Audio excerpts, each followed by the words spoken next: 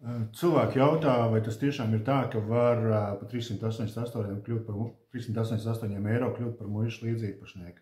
Jā, tā ir, tas ir ļoti vienkārši. Es, sākot šo pasākumu, ieguldīju Padaras muižu, akciju sabiedrības Padaras muižas pamatkapitālā. Un tad tik viens var nopirkt akciju par 388 eiro un kļūt tādā veidā par muižas līdziepašnieku. Tās ir īstas akcijas, tas nozīmē, ka tās tiek pieregistrētas uzņēmuma reģistrā uz tava vārda, un tev ir reālas daļas no muižas ieņēmumiem, kā mēs plānojam akciju vērtību gadu laikā pieaugs par 10%, apmēram pēc 5-6 gadiem sāksim izmaksāt dividendus, dividends ir apmēram 8% no ieguldītās summas. Ir palikuši aptuveni 140 akcijas, tas skaits mainās, jo visu laiku cilvēku pērk klāt, tā kā nekavējies un pēc tagad. Ja vēl kādi jautājumi, tad droši uzrakst komentāros, atbildēšu.